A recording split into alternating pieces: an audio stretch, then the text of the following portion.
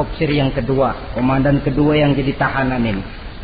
Kata raja, opsir kedua, saya Tuan Raja. Kamu sudah lihat temanmu, opsir pertama tadi? Sudah Tuan Raja. Mati kan? Mati. Kamu mau mati?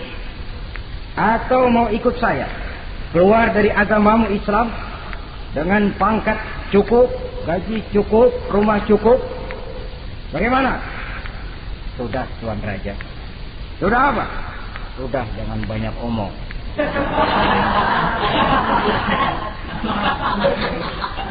Maksud kamu bagaimana? Saya sudah tidak sabar pengen nyusul teman saya yang barusan Tuan Raja. Saya tidak sanggup bayangkan bagaimana dia disambut oleh para bidadari di surga, disambut oleh para malaikat dengan ramah tamah, menikmati kehidupan di alam yang penuh dengan keriduan. Oh Tuan Raja, sudah jangan banyak omong. Kalau mau potong saya. Kata Raja, ini gilaan lagi dari yang tadi. Yang tadi masih bisa diajak berunding, ini sudah minta dipotong. Ayo Algojo, potong. Dipotong lagi oleh Algojo. Putus lagi, berpisah kepala dengan badannya. Jatuh ke bawah, masih muter kepalanya kayak orang tawaf, ngaji lagi. Ayatnya yang dia baca, wujuhu yawma izin nadhirah, wujuhu yawma izin nadhirah, ila rabbiha nazirah. Wajah mereka pada hari itu berseri-seri, kepada Tuhannya mereka memandang, matanya terpejam dengan rapat, bibirnya senyum menghadap Allah. Syahid lagi yang ketiga ini. Nah, kata Raja, sekarang komandan opsir yang ketiga, panggil. Opsir ketiga, saya Tuan Raja. Sudah dengar nasib dua orang temanmu? Sudah Tuan Raja. Mati? Mati. Kamu bagaimana? Saya mau hidup Tuan Raja. Jadi kamu mau ikut saya? Mau Tuan Raja, saya mau. Mau meninggalkan Islam sebagai agamamu? Mau Tuan Raja. Mengkhianati khalifahmu Umar bin Abdul Aziz? Iya Tuan Raja. Daripada hidup saya kan, daripada mati mendingan hidup Tuan Raja. Daripada enggak punya apa-apa, kan mendingan punya apa-apa. Baik, baik. Nanti saya musyawarah sama Perdana Menteri, kamu saya angkat jadi pejabat tinggi. Baik Tuan Raja. Akhirnya Raja musyawarah. Perdana Menteri, saya Tuan Raja. Ini opsir ketiga baik ini, mau ikut kita keluar dari Islam. Kita angkat jadi apa dia? Itu sih urusan Tuan soal angkat mengangkat. Cuman saya pikir-pikir kok aneh Tuan Raja. Aneh bagaimana? Ini opsir ketiga ini kok mau ya meninggalkan agamanya. Mau mengkhianati saudaranya sendiri. Saudaranya sebangsa, setanah air, seiman, sekeyakinan. Hanya karena ditawari oleh kedudukan, mau dia khianati. Orang itu kalau sudah mau mengkhianati bangsanya sendiri Tuan Raja, apalagi bangsa lain. Sekarang ini dia sopan sama kita karena kepengen selamat. Nanti kalau ada kesempatan, bukan kita yang ditikam dari belakang. Senjata makan Tuan. Jadi menurut kamu bagaimana Perdana Menteri? Menurut saya opsir ketiga ini komandan bejat. Masa orang bejat jadi pejabat, rusak rakyat. Malah orang dua yang mati itu orang bagus. Punya prinsip, punya pendirian. Nyawa taruhannya iman tidak goyah. Itu malah kalau bisa yang dua itu dihidupin lagi. Orang punya pendirian. Ya hidupin tuh gimana udah kadang mati. Tidak bisa. Jadi yang ketiga ini gimana? Kalau menurut saya yang ketiga ini bunuh saja Tuan Raja. Ngapain miara orang bahaya? Bunuh saja. Bunuh. Iya nah kalau begitu bunuh saja. Betul juga kamu. Bidang dibuka kembali. Opsir ketiga. Gimana Tuan Raja? Saya diangkat jadi apa? Kamu nggak diangkat. Nggak diangkat bagaimana? Kamu opsir bejat. Kok bejat? Iya. Agamamu saja kamu mau tinggalkan. Saudaramu sebangsa setanah air mau kamu khianati. Apalagi kami yang orang lain bangsa dengan kamu. Kalau ada kesempatan kami akan kamu tikam dari belakang. Jadi saya gimana? Kamu dibunuh. Bunuh. Bunuh. Tuan Raja. Bunuh. Iyalah, bunuh. Tapi saya mau Islam lagi ah. Tadinya saya mau keluar dari Islam, saya pikir dapat kedudukan tinggi kalau dibunuh juga. Iyalah bunuh, tapi saya tak Islam lagi. Terserah mau Islam mau tidak, pokoknya bunuh. Iya, saya mau Islam lagi. Cepat. Iya.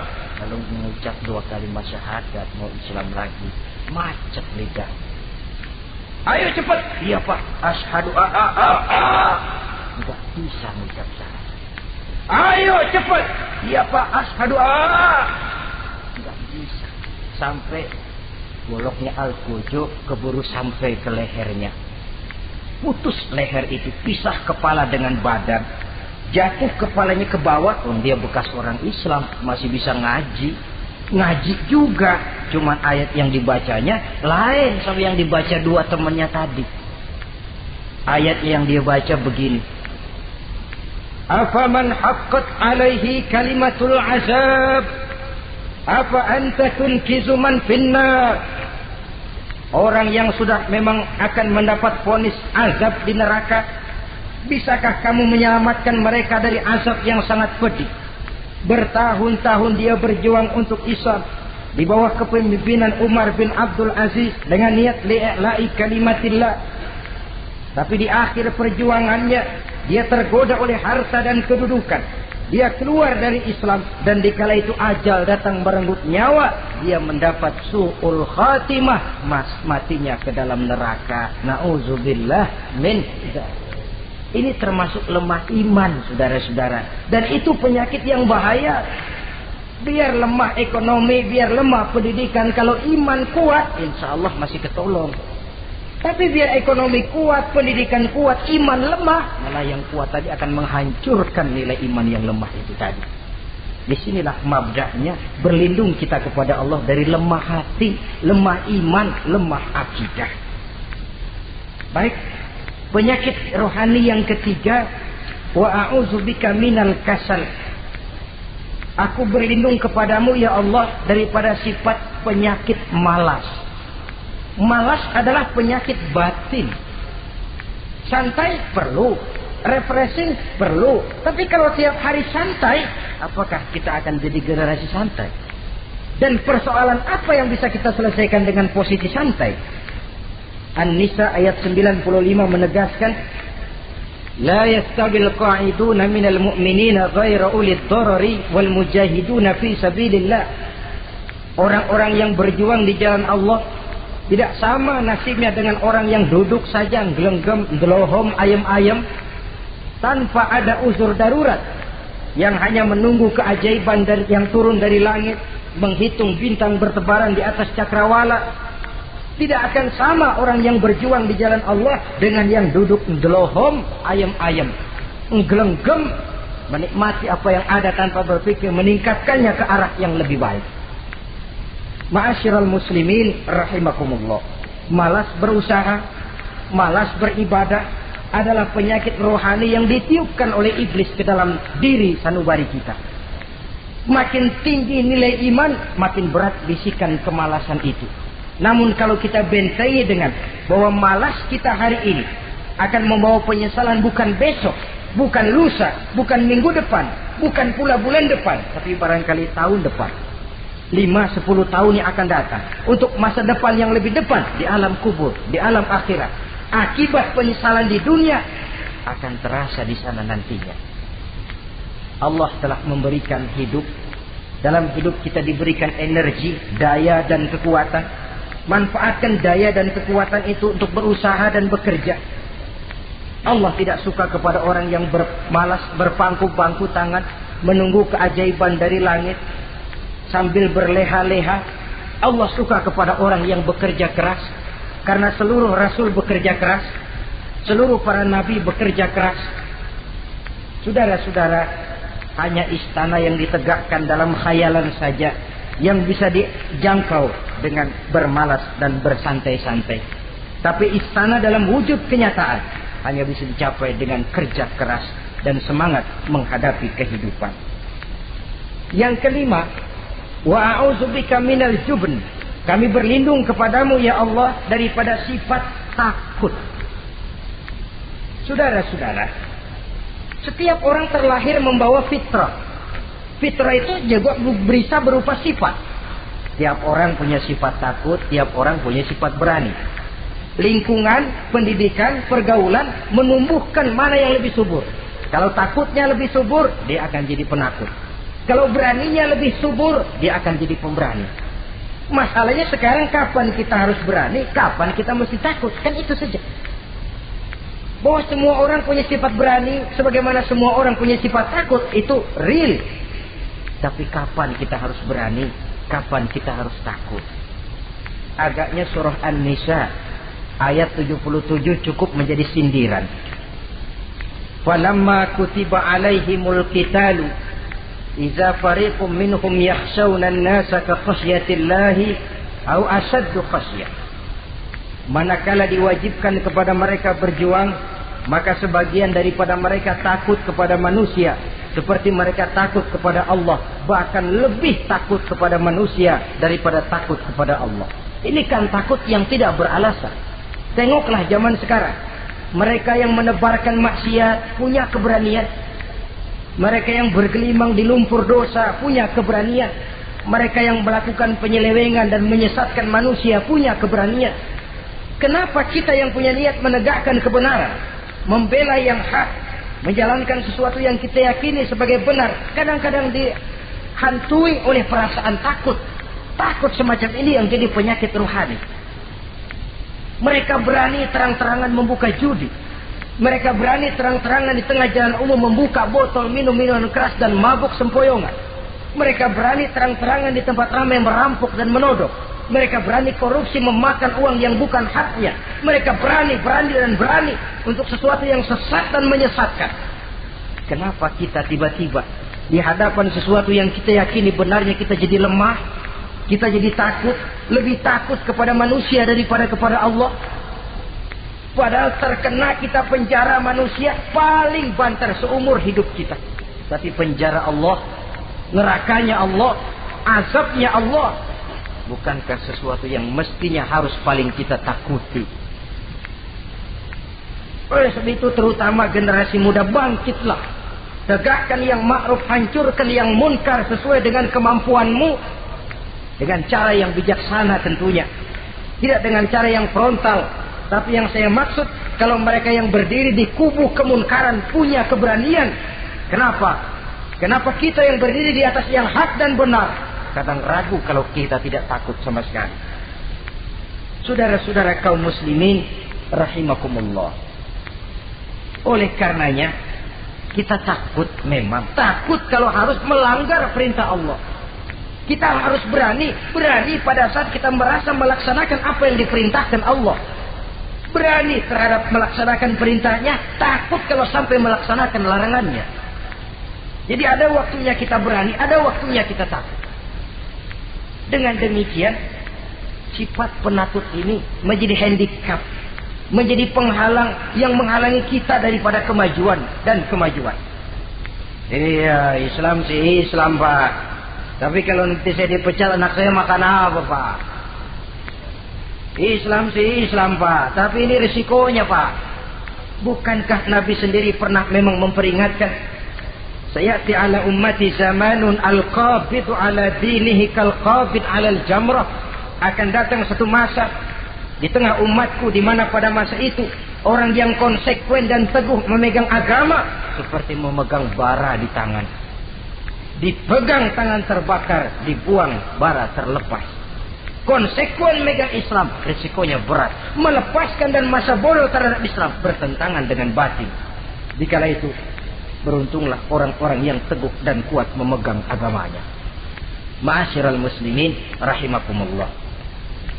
Hanya sifat berani yang menyebabkan Islam berhasil menembus dinding Jazirah Arabia, memasuki Bizantium dan Persia, mendarat di Spanyol, memasuki Selat Jabal Tariq, pada gilirannya mewarnai hampir 2/3 belahan bumi, menjadi mercusuar di lapangan ilmu dan peradaban. Berani karena benar.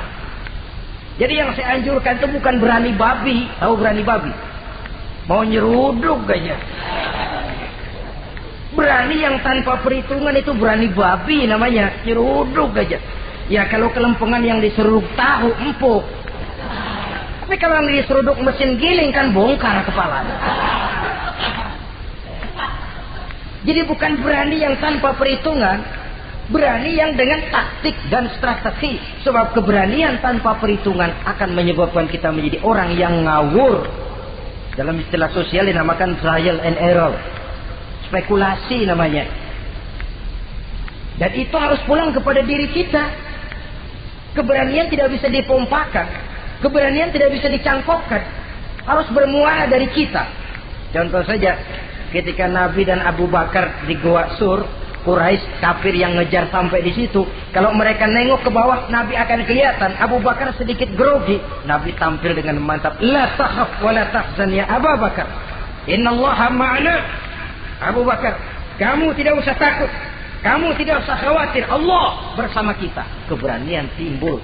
Karena yakin ini jalan Allah. Yakin Allah pasti akan bela. Ya, keberanian itu nggak bisa dicangkokin. Nggak bisa cuma teriak, saudara-saudara, jangan takut, Allah bersama kita. Mulutnya. Tapi kalau hatinya juga perang. Apa iya? Itu sudah tertarung di kaki sendiri. Jadi memang harus ada variasinya. Ibarat pepatah, tukang joget yang baik ngerti irama gendang.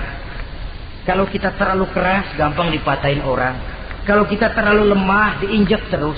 Mestinya tahu kapan mesti keras, tahu kapan mesti lemah lembut. Saudara hadirin yang saya muliakan. Baiklah ya, itu penyakit yang kelima. Penyakit yang keenam, wa a'udzubika minal bukhl. Kami berlindung kepadamu ya Allah daripada sifat bukhl. Pelit bin kikir alias medit. Ini penyakit rohani. Kenapa sih orang bisa kikir? Karena dia tidak sadar. Pokoknya duit saya ya keringat saya. Dia tidak sadar bahwa itu amanah. Dia tidak sadar bahwa dia kadang-kadang diberikan kehormatan oleh Allah untuk menjadi keran yang menyampaikan rezeki kepada orang lain. Rezeki dia cuma lewat tangan saya. Orang bakti yang gak punya pikiran begitu. Yang ada yang di kantong saya, keringat saya sama orang lain kagak ada urusan. Kalau dia sadar rezeki saya cuma lewat tangan, rezeki dia cuma lewat tangan saya. Dia berfungsi sebagai keran, rasa bakhil itu tidak perlu ada. Yang kedua, orang bisa bakhil karena jama'a mala wa addada. Suka ngumpul-ngumpulin harta lalu ngitung-ngitung. Ngitung. Orang kalau terlalu ngitung kan yang ada kurang melulu. Kebangetan ngitung melulu. Aduh, 10.000. Kalau 15.000 aja enak aturnya. Dapat 15.000, tanggung dikit lagi. Kalau 20 aja cukup dah nih. Yang nggak pernah cukup sesungguhnya. Jama'a malan wa addada. Kalau sudah kesina, dia akan sampai kepada yahsabu anna malahu akhlada. Dia akan menyangka bahwa harta itulah yang bisa mengekalkan dia. Ya mengekalkan kebahagiaannya, ya mengekalkan keluarganya, ya mengekalkan umurnya, ya mengekalkan kehidupannya. Sampai kepada tahapan keliru. Kalau sudah begitu, berat pisah sama harta. Duitnya 100.000, hilang 1.000. Yang hilang doang tuh yang dia pikirin. Yang masih ada yang 99.000 dia nggak ingat. Waduh, mati gua. Ngapa? Duit 1.000 hilang, mati. Mati. Padahal yang ada ketimbang yang hilang masih lebih banyak yang ada. Hilang itu yang 99, yang 1.000 yang dia ingat. Hilang 1.000, mati gua udah. Mati gitu. Kalau datang orang gantiin, lo jangan sedih dah nih digantiin 1.000, bikin kenceng nangisnya. Kenapa nangis? Kenapa bikin nangis? Coba yang tadi nggak hilang jadi 2.000 kan. Ingat yang tadi hilang. Kapan syukurnya kalau sudah jama'a malan wa addada, prosesnya akan sampai kepada yahsabu anna malahu akhlada. Memang harta itu bisa mengekalkan kita. Kapan? Kalau dia kita belanjakan di jalan Allah. Itu harta yang mengekalkan kebahagiaan. Kita berikan dia kepada yatim piatu. Kita berikan dia memperbaiki jalanan umum. Kita berikan dia membangun puskesmas. Kita berikan dia membangun masjid, pondok-pondok pesantren, memakmurkan majelis-majelis taklim. Itu harta yang mengekalkan kita. Adapun yang kita belikan, ya belikan pakaian pangkatnya toko. Bagus benar. Sekarang 4-5 tahun yang akan datang lari ke dapur. Bukan dibersihin, ngebersihin. Makanan yang paling enaknya waktu di tenggorokan. Sudah masuk ke dalam perut, sudah gak ada bedanya singkong dan sate. Malah besok pagi keluar bauan sate daripada singkong. Bedanya makanan cuma di kerongkongan saja. Saudara hadirin yang saya muliakan, jadi kalau sadarlah kita bahwa karunia yang datang itu memang amanah Allah, kenapa harus bakhil? Bahwa rezeki orang harus lewat tangan kita, kenapa harus mengelak? Tidak ada orang jatuh miskin karena dia dermawan. Tidak ada orang jadi susah karena banyak menolong orang. Karena mungkin keberkahannya yang penting itu. Dia menolong orang tidak bisa membalas, tapi Allah membukakan jalan lewat jalan lain yang tidak dia perkirakan sebelumnya. Ma'asyiral muslimin, apalagi kalau orang itu adalah orang yang dekat dengan kita. Maksud saya ibu bapak kita. Oh, itu balasannya paling kontan. Berbuat baik kepada ibu, berbuat baik kepada bapak. Ada rezeki sedikit, belikan makanan yang disenangi orang tua kita. Pak, ibu, alhamdulillah ada rezeki, ini makanan kesukaan bapak, ibu.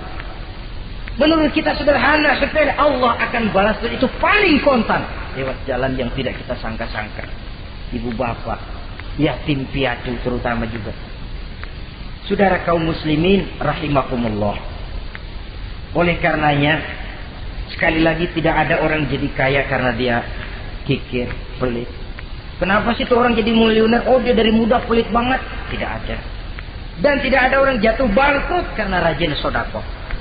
Kata Nabi, inna sadaqatal mar'il muslim tazidu fil umri wa tadfa'u mitatas su'i. Sesungguhnya sedekahnya seorang muslim bisa menambah panjang umur dan menyelamatkan orang dari mati secara su'ul khatimah. Panjang umur bisa artinya jumlahnya tambah, bisa berarti walaupun orangnya sudah mati, namanya tetap hidup dikenang orang kebaikannya. Itu pun panjang umur namanya. Namanya tidak hancur walaupun jasadnya hancur, masuk ke dalam tanah dimakan oleh cacing tanah. Namanya akan hidup terus, bahkan ditulis dengan tinta emas dalam sejarah. Bakhil, pelit adalah penyakit batin. Dokternya agama dan kemauan diri merubahnya dengan sadar bahwa karunia adalah amanah. Ini penyakit bakhil nggak bisa ke rumah sakit, ke rumah dokter medis. Dokter, saya punya penyakit pelit, bagaimana ngobatinya? Suntik. Tidak bisa. Suntiknya adalah agama, saudara-saudara. Yang ketujuh, wa min ghalabatid dain, inti doa. Saya berlindung kepadamu ya Allah, jangan sampai ada perasaan dililit utang. Bahwa kita hidup tutup lubang, gali lubang itu biasa. Tapi kalau gali terus nggak pernah nutup, ini mau kejeblos namanya. Ngutang lalu nggak bayar-bayar, namanya gali lubang, nggak pernah nutupin. Bahkan Nabi pesan, alaikum biddain, fa innahu hamun billail wa dani'un bin nahar. Kalau bisa kamu nggak usah ngutang. Kenapa? Utang itu siangnya bikin kita takut ketemu orang, malamnya bikin kita susah tidur. Coba dah kalau nggak bisa ngutang, berabe, malam nggak bisa tidur, siang takut ketemu orang. Jangan kepergok nih, belum ada duit buat bayar. Jangan ke sono, takut ketemu. Jangan kemari, takut ketemu. Akhirnya nggak kemana-mana, ngumprak di rumah. Tetapi adat hidup, saudara-saudara, apalagi kita yang ekonomi menengah ke bawah, biasa. Adat hidup itu tutup lubang, gali lubang, saling menerima, saling memberi. Tapi yang diajarkan oleh agama, oke, gali lubang silakan, asal bisa nutupin. Kalau tiap hari gali lubang dulu, kan kejeblos akhirnya. Oleh karena itu, apalagi hutang ini menyangkut hukukul adami, hak manusiawi. Itu di akhirat nanti ya, taubatnya lebih sulit. Kalau saudara dosa kepada Allah, taubatnya cuma 3 syaratnya. Nyesel, berjanji tidak akan mengulangi, meninggalkan perbuatan jahat. Tapi kalau menyangkut hak manusia, syarat taubatnya 4. Saudara mencuri sendal, syarat taubatnya nyesel, berjanji tidak akan mengulangi lagi, meninggalkan perbuatan mencuri, lalu yang keempat, sendal orang pulangin. Atau minta maaf dan minta ridho dari yang bersangkutan. Sebab ini menyangkut hukukul adami, hak manusiawi. Nggak bisa saudara nyolong sendal, taubat langsung kepada Allah, taubat Tuhan, nggak lagi-lagi nyolong sendal. Tapi sendal orang dibekap terus. Ya belum. Nah, termasuk masalah hutang ini. Ma'asyiral muslimin rahimakumullah. Jadi silahkan gali lubang. Asal ada kemungkinan untuk nutup. Dan pada saat kesempatan untuk nutup datang, tutup dulu. Supaya besok bila bisa gali lagi. Jadi kita kadang-kadang kalau ngutang, begitu datang rezeki aja giliran mau bayar. Rasanya kan berat. Masih ada keperluan lain. Datang yang lagi, aja bang, tar. Datang lagi, sok. Datang lagi, tar. Datang lagi, sok. Kalau tar sok saja, nembak terus, ya kapan-kapan mau kita bisa tutup itu lubang. Ma'asyiral muslimin rahimakumullah. Yang terakhir, penyakit batin, waqah rijal. Kami berlindung kepada-Mu ya Allah, jangan sampai kami hidup di bawah bayang-bayang orang lain. Jangan sampai kami hidup di bawah pengaruh orang lain. Hidup disetir orang lain. Badan merdeka tapi jiwa budak. Badan merdeka tapi mental budak. Kita hidup jadi robot. Kemana saja yang nyetel arahkan, ke situ kita berangkat. Hidup tanpa prinsip. Qahri rijal.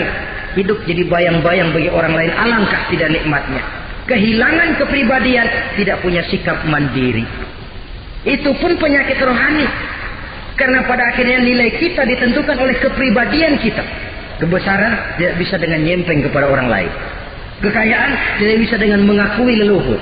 Pribadi kita, sepanjang kita masih hidup di bawah bayang-bayang orang lain, sepanjang itu kita tidak akan pernah punya kepribadian. Dan bila kita tidak punya kepribadian, maka orang tidak akan pernah mencatat kita dalam kehidupan ini. Nah, inilah pertemuan kita yang singkat. Mudah-mudahan ada manfaatnya. Terima kasih dan mohon maaf. Wassalamualaikum warahmatullahi wabarakatuh.